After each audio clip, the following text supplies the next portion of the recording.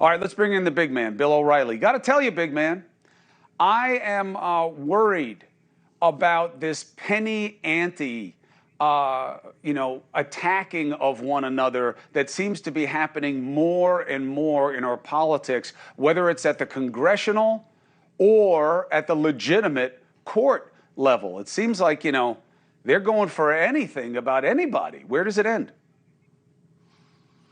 Well, first of all, let's update everybody on the Cuomo show. I just got an email from Donald Trump, and I haven't mentioned it to anybody, so I guess it's an exclusive.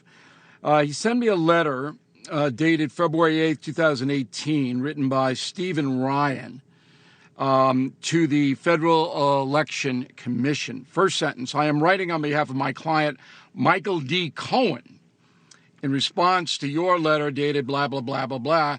And the letter goes on to say that Mr. Cohen, according to his attorney, Stephen Ryan, used his own funds to pay Stephanie Clifford, a.k.a. Stormy Daniels, and the Trump campaign, and Donald Trump himself had nothing to do with it. All right, so I just got this thing on my dopey machine. There it is. It doesn't mean anything to me, but it's enough to throw this Manhattan DA into chaos, and now we have entered the official fiasco zone. So this grand jury today not sitting was no accident, because I understand this is speculation for the Cuomo audience, not based on facts.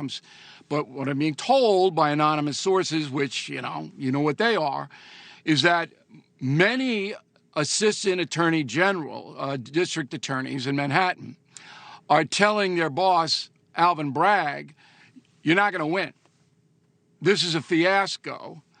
The statute of limitations alone is going to throw this out. You'll notice I just dated this letter that was just sent to me February 18th. Yeah. Right. So that's beyond 5 years, and on and on and on and on. So I believe, and I could be wrong, that Bragg now is second-guessing himself. Now, for those of us who live in and around New York City, and you're one of them, Alvin Bragg has been the worst district attorney in my lifetime, and I'm born and bred New Yorker.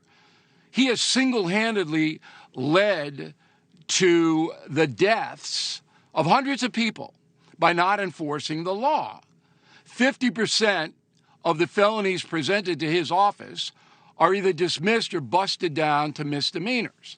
This is a man who does not want to prosecute fentanyl dealers, people who punch other people, knife other people. He doesn't want to do it.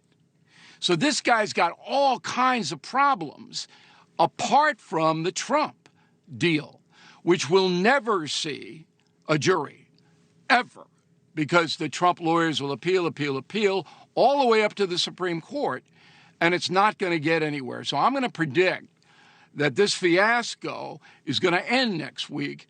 I don't think it's going to end with an indictment, but I could be wrong on that. Bragg may try to save himself. An indictment is always an easy way to do that because you put it in the power of the people, that you had a grand jury and that this is what they found. And it certainly takes some of the sting out of it of just attacking a district attorney. I also learned today. Yes.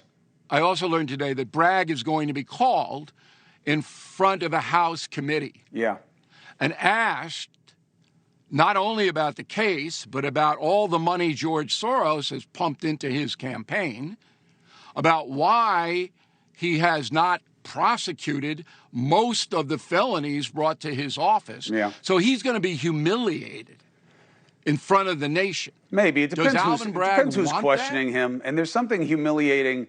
Look, we've talked about this before. I don't think Congress has any legitimate oversight of this state investigation, even though Trump is... Well, they do, Cuomo. No, him being an announced... You said that on Monday when I was on. But him being you said that on Monday. I know, but him being an announced candidate but let me for just president does not give them jurisdiction. Go ahead.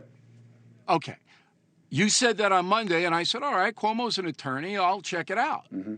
And I did check it out. Mm-hmm. And they do have jurisdiction because federal money goes into the district attorney's office in New York. Right. That's what I said on Monday. I said I don't think it's about Trump being a candidate to run for president. But they do have jurisdiction. Over the They use, can call him. over the use of those funds. I'm saying they're obviously grossly extending it for political purposes. I don't like that either. Tit for tat doesn't work for me. Hey, thank you for watching. Please go to newsnationnow.com, newsnationnow.com, and you can find News Nation on your television provider. And don't forget to click the red subscribe button down below. Then you will get more of News Nation's fact-driven coverage.